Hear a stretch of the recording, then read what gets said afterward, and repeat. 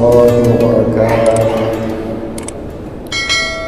الحمد لله رب العالمين، والعاقبة للمتقين، ولا عدوان إلا على الظالمين.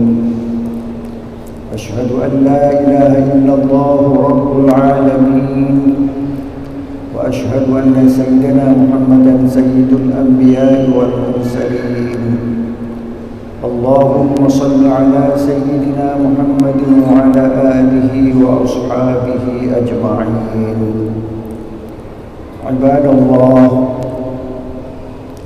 hadirin hadirat peserta halaqah maghrib pada Masjid Raya Baitur Rahman yang kita cintai ini, marilah kita panjatkan puji dan syukur kepada Allah Subhanahu wa taala yang terus menerus memberikan rahmat dan inayahnya kepada kita semua,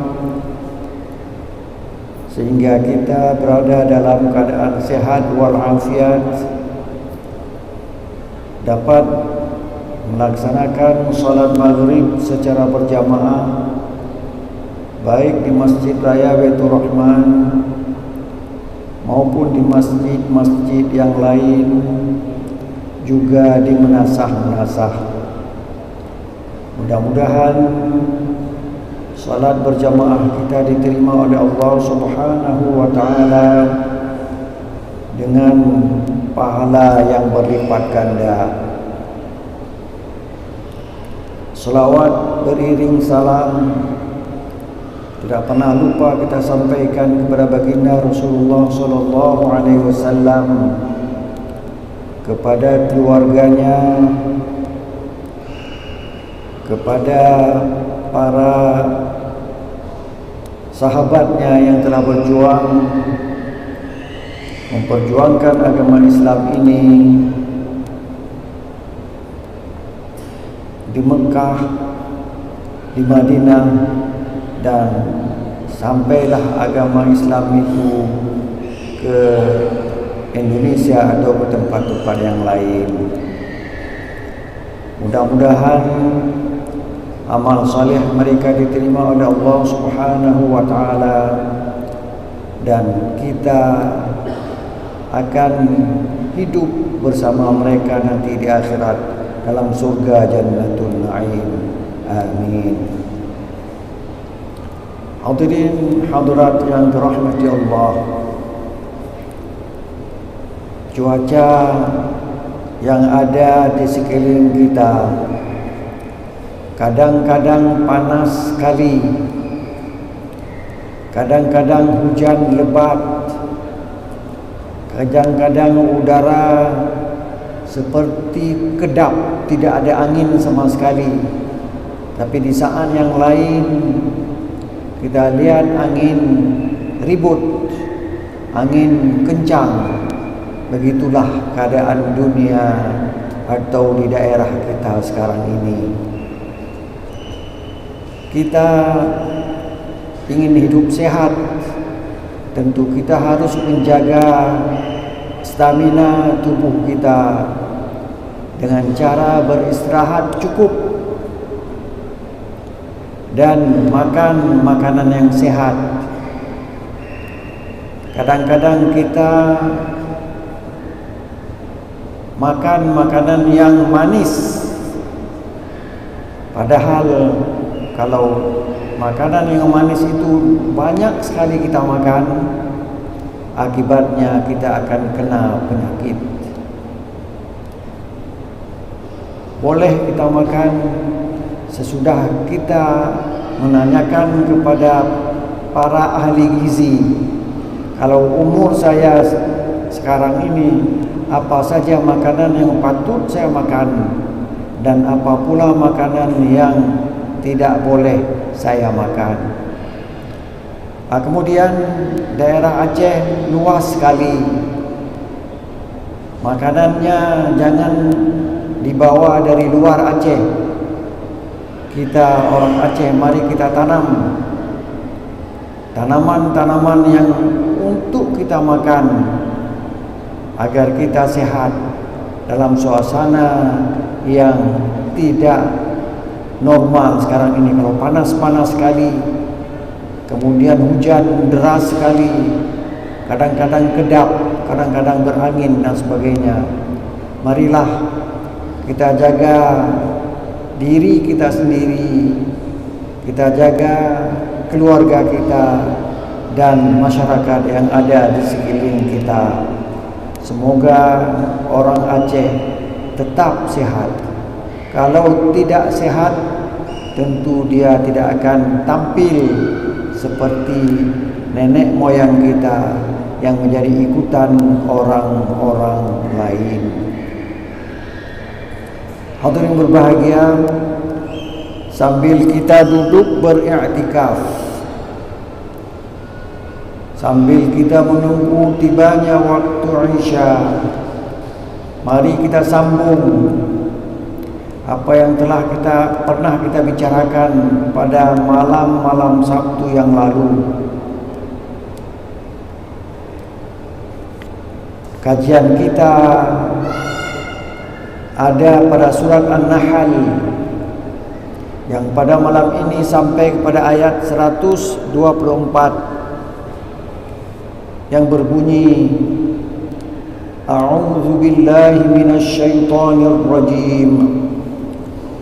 Bismillahirrahmanirrahim. Innama ju'ila as-sabtu 'alal ladzina ikhtalafu fihi wa inna rabbaka la yahkumu bainahum yawmal qiyamati fima kanu fihi yakhtalifun. Ayat 124 dari surat An-Nahl.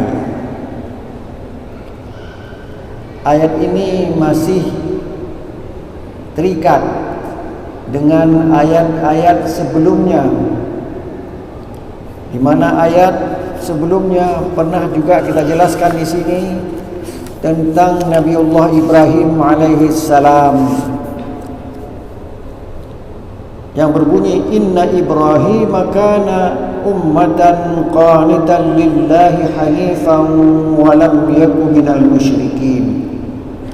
Nabi Ibrahim walaupun sendirian, dia dianggap sebuah umat. Kita telah jelaskan pada pertemuan yang lalu, kalau kelompok satu umat itu banyak orang. Ada orang yang ahli hadis, ada orang yang ahli fikih, ada orang yang ahli agama, ada orang yang ahli ekonomi, dan macam-macam. Nabi Ibrahim bisa mengumpulkan kepandian-kepandian orang itu pada dia sendiri. Itulah sebabnya Inna Ibrahim kana ummatan, satu umat, qanitan lillah, yang selalu patuh kepada Allah, hanifan, dia cenderung kepada kebaikan, walam yaku minal musyrikin, dan dia tidak termasuk orang-orang yang mempersekutukan Allah. Ayat sebelumnya menceritakan kepada kita atau memberi peringatan kepada kita, wala taqulu lima tasifu alsinatukumul kadhiba hadza halalun wa hadza haram.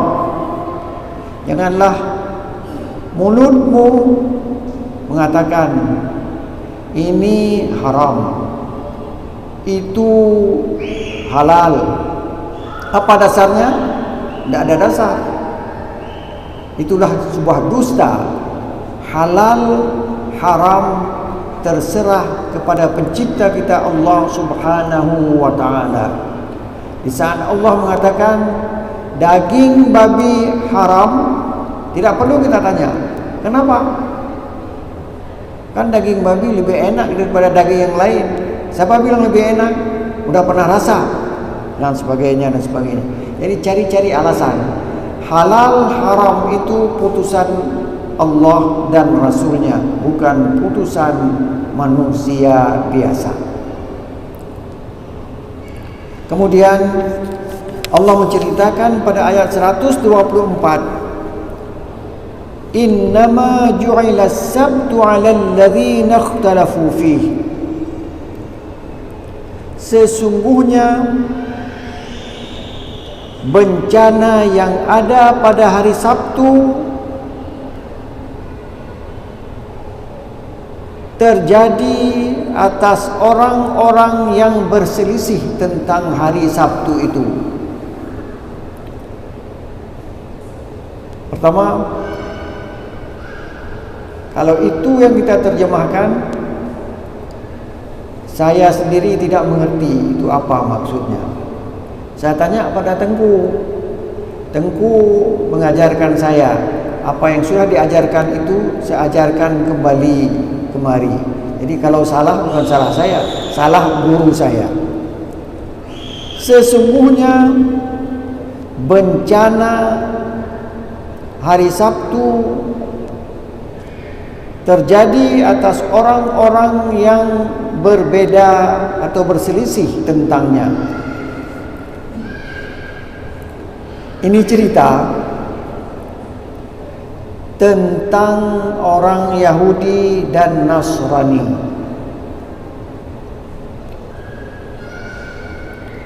Orang Yahudi dia tidak bekerja pada hari Sabtu atau beribadat pada hari Sabtu. Orang Nasrani beribadat pada hari Minggu, hari Ahad. Jadi apa yang diperselisihkan? Kita baca sebuah hadis. Warawa Abu Hurairah 'anin Nabi sallallahu alaihi wasallam. Abu Hurairah meriwayatkan sebuah hadis yang berasal dari Nabi sallallahu alaihi wasallam, annahu qala, Nabi pernah bersabda, innallaha, sesungguhnya Allah, kataba yaumal jumu'ati ala man kana qablana. Allah menyatakan kepada umat sebelum kita, umat Nasrani dan umat Yahudi, hari yang paling pantas, yang paling istimewa dalam seminggu adalah hari Jumat. Itu untuk orang Yahudi hari Jumat juga. Orang Nasrani juga hari Jumat. Ikhtalafu fi, mereka berbeda pendapat. Para ulama mengatakan berbeda pendapat dengan siapa? Dengan nabinya. Kalau nabi orang Yahudi, Nabi Musa mengatakan hari Jumat. Tapi mereka mengatakan tidak, kami ngambil hari Sabtu. Nabi Isa mengatakan yang paling baik hari dalam satu minggu hari Jumat. Orang Nasrani mengambil hari Ahad, hari Minggu. Itulah perbedaannya. Lantas mereka, keinginan mereka dituruti oleh Nabi mereka. Kalau begitu udah, kalian jangan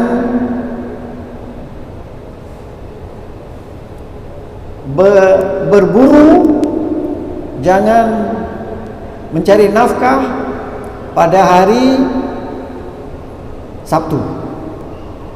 Itu kepada orang Yahudi. Tetapi orang Yahudi itu keras kepala. Ketika dia lihat ikan banyak sekali pada hari Sabtu, mereka tinggalkan beribadah pada hari Sabtu, Lantas mereka mencari ikan. Allah memberi siksa kepada mereka di dunia ini. Firman Allah dalam surah Al-Baqarah ayat 65, walaqad alimtum, sesungguhnya kalian, tadi orang-orang Islam mengetahui karena ada berita, walaqad alimtumul ladzina i'tadaw minkum fis sabt, kalian tahu bagaimana orang yang sedang menyeleweng pada hari Sabtu. Pada hari Sabtu disuruh beribadat, seperti kita hari Jumat disuruh salat Jumat, tapi ditinggalkan pekerjaan itu. Hari Sabtu itu mereka yang minta, lantas mereka yang tinggalkan. Akibatnya mereka faqulna lahum kunu qiradatan khasiin, maka kami, kata Allah, memberi bencana kepada mereka, jadilah kalian seperti kera yang merugi. Sifat-sifat mereka seperti sifat binatang. Jadi ikhtalafu itu, mereka berbeda pendapat dengan nabi mereka sendiri. Seperti hadis tadi, innallaha kataba yaumal qiyamati ala man kana qablana fakhtalafu fihi. Mereka berbeda dengan nabinya, tidak ikut perintah nabi. Okey, kalau begitu hari Sabtu kalian beribadah, tapi ketika banyak ikan yang ada di laut, langsung mereka tinggalkan ibadah, pergi ke laut untuk mencari ikan. Jadi mengutamakan dunia daripada akhirat.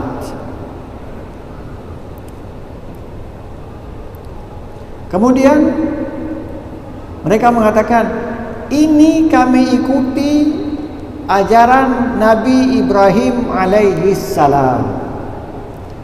Tadi saya katakan Nabi Ibrahim satu orang, dianggap kepintarannya, ilmunya sama dengan satu umat.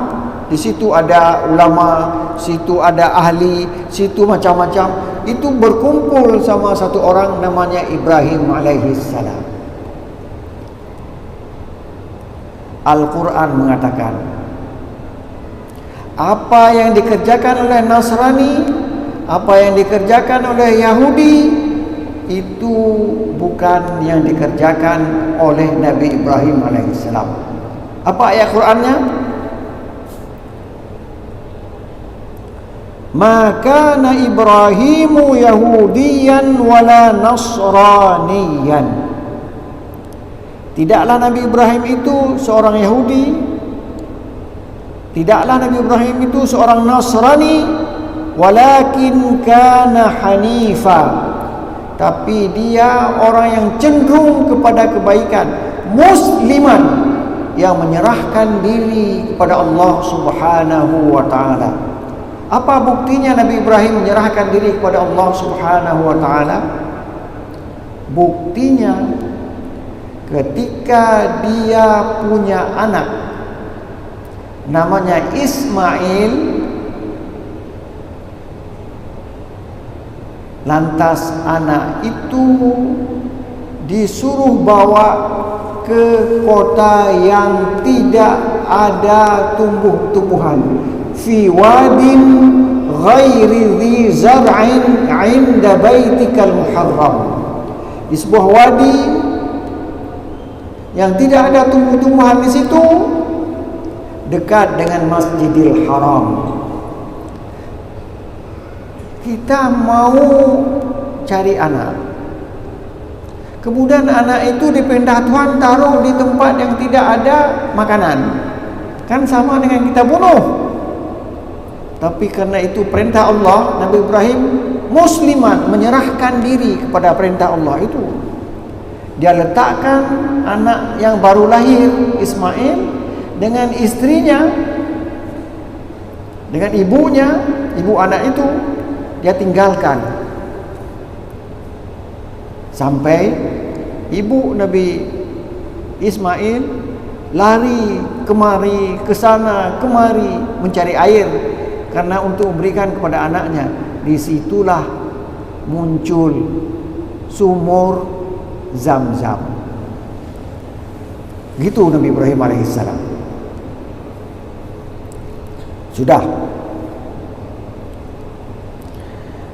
Pendapat yang kedua, para ulama juga mengatakan ikhtilafuhum fi sabt, perbedaan mereka tentang hari Sabtu, annahum ahallus sayda fi, mereka menghalalkan berburu, mencari nafkah pada hari Sabtu itu. Pada hari Sabtu itu hari mereka beribadah. Ahallu as-sayda fi, mereka halalkan kegiatan berburu. Ada lagi yang mengatakan tidak, beda pendapat. Wa harramuhu taratan, di lain kali mereka mengatakan tidak boleh. Jadi mereka seperti kata wala taqulu lima tasifu alsinatukumul kadhiba hadza halalun wa hadza haram. Janganlah lidahmu itu mengatakan ini halal, itu haram. Ini jadi lidah saja yang main. Masalah halal haram itu bukanlah ketentuan manusia. Halal dan haram adalah ketentuan Allah Subhanahu wa ta'ala. Bukan karena hari ini saya dapat daging babi, saya bilang ini halal, halal, halal. Padahal tetap haram, walaupun bagaimanapun tetap haram. Innama ju'ila as-sabtu 'ala alladhina ikhtalafu fihi, hanya saja bencana hari Sabtu kepada orang yang berbeda pendapat, baik beda pendapat dengan nabinya atau beda pendapat sesama mereka. Wa inna rabbaka la yahkumu bainahum yaumal qiyamah. Kalau di dunia ini tidak ada ketentuan hukum mana yang betul, apa betul Nabi atau betul orang Yahudi atau Nasrani, atau di antara orang Nasrani sesama mereka, yang betulnya nanti dalam pengadilan Allah Subhanahu wa ta'ala akan ditentukan. Ini yang betul. Tetapi Allah sudah pernah memberi ketentuan di dunia ini, menjadikan orang-orang yang melanggar perintah Allah menjadi akhlak mereka seperti akhlak kera.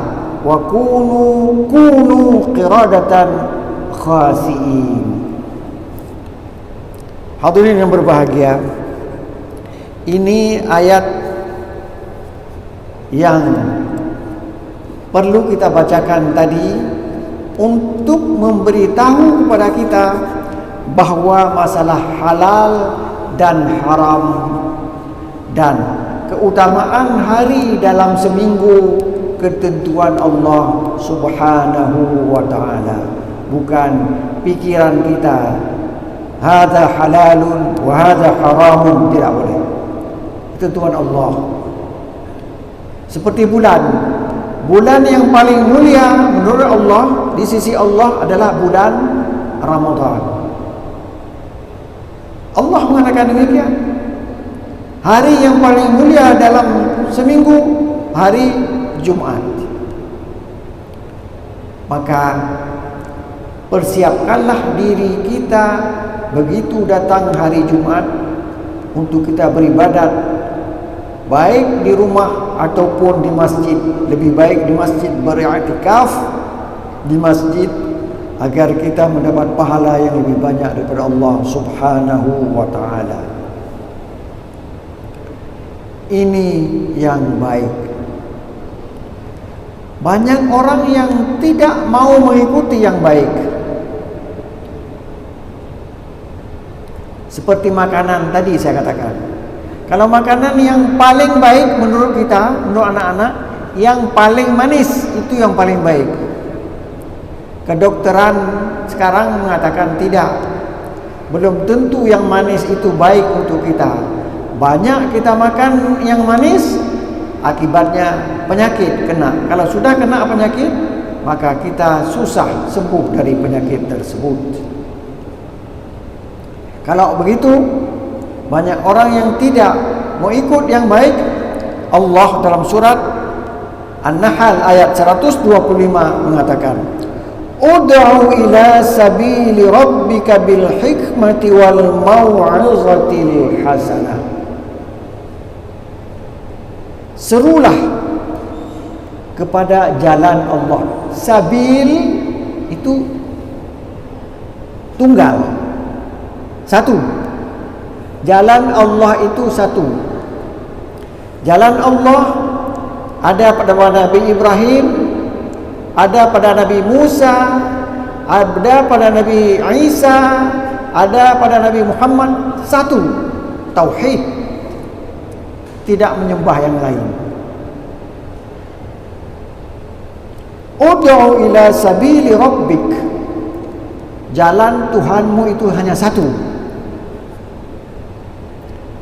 Jangan bilang seperti saya mau ke Darussalam. Banyak kan jalan ke Darussalam. Boleh melalui Oleh Karim, boleh melalui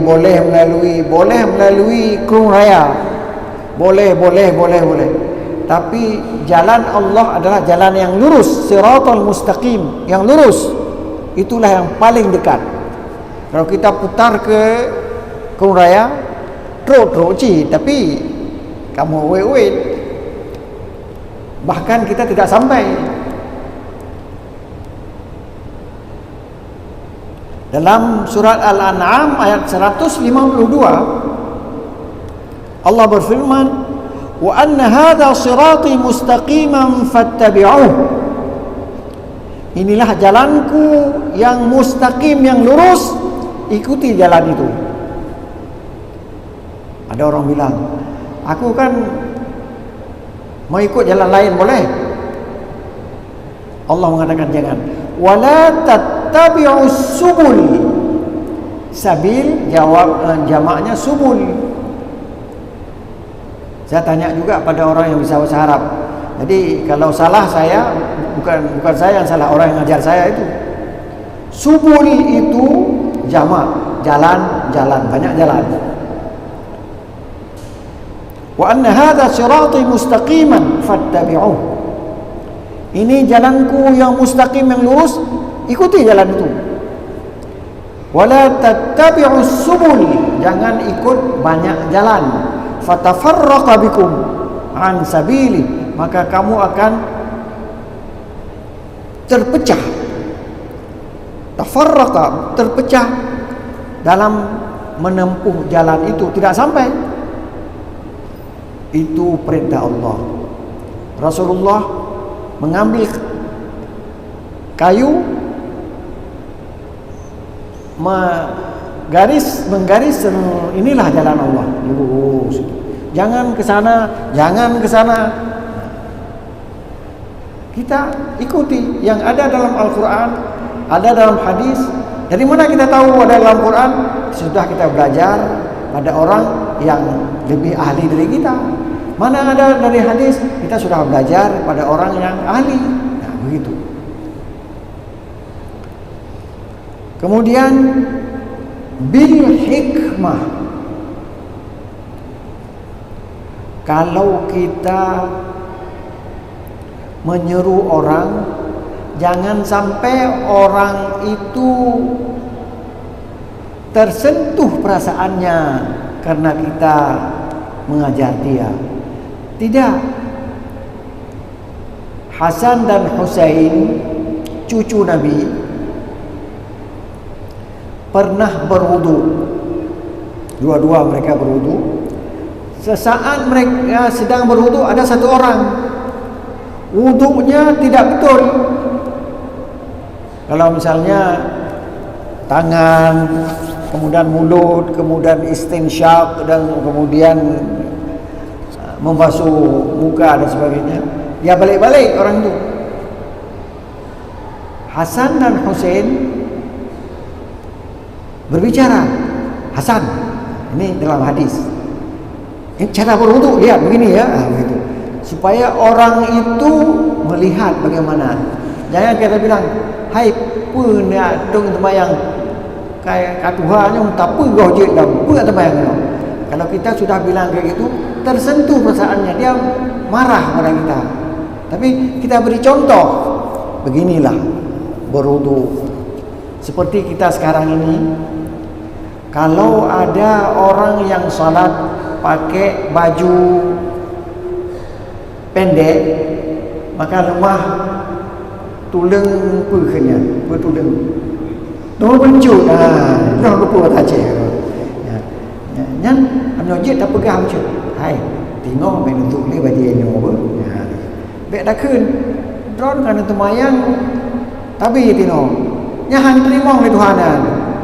Tebah tidak tertutup aurat. Hek mentong temayang. Katuhan punya mentong hanjut. Kalau gitu kita bilang, orang itu akan marah pada kita.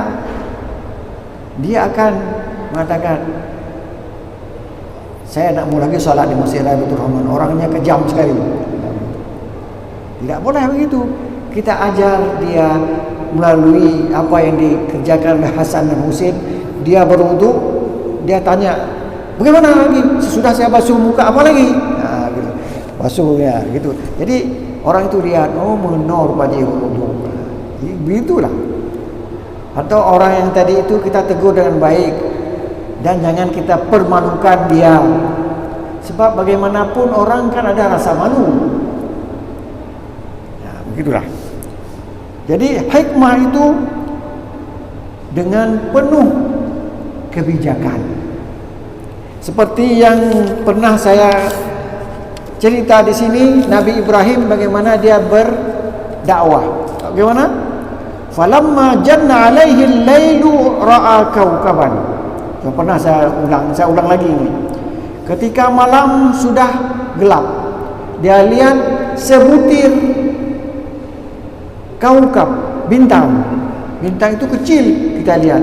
Padahal bintang itu besar sekali, lebih besar dari bumi ini, kata orang yang belajar itu. Qala hadza rabbi, inilah Tuhanku. Bintang itu Tuhan saya itu, kata Nabi Ibrahim. Falamma afala qala la uhibbul afilin. Ketika bintang itu tenggelam hilang, itu bukan Tuhan saya tidak mungkin hilang-hilang dia. Ya, begitu. Kemudian falamma ra'al qamara bazighan qala hadza rabbi. Ketika dia lihat bulan muncul, dia katakan lagi, inilah Tuhanku. Falamma afala qala la in lam yahdini rabbi la akunanna minal qaumid dhallin. Kalau Allah tidak memberi hidayah kepadaku, aku termasuk orang-orang yang sesat, menyembah bulan. Falamma ra'a asy-syamsa bazighatan qala hadza rabbi hadza akbar. Ketika matahari muncul, dia mengatakan, ini yang sebenarnya Tuhanku, ini yang paling besar, lebih besar dari bintang, lebih besar dari bulan. Itu dalam pandangan kita, tapi yang sebenarnya bukan demikian. Hadza akbar, ini lebih besar. Jadi itulah cara kita berdakwah. Dakwah itu baik, tapi caranya juga harus baik agar dakwah kita diterima oleh Allah Subhanahu wa taala. Inilah yang dapat saya sampaikan pada malam ini. Mudah-mudahan Allah memberi petunjuk kepada kita. Kalau kita ingin menyuruh orang lain, mudah-mudahan kita bisa menyuruh dengan hikmah seperti yang diserukan oleh Allah Subhanahu wa taala. Wabillahi taufiq wal hidayah. Wassalamualaikum warahmatullahi wabarakatuh.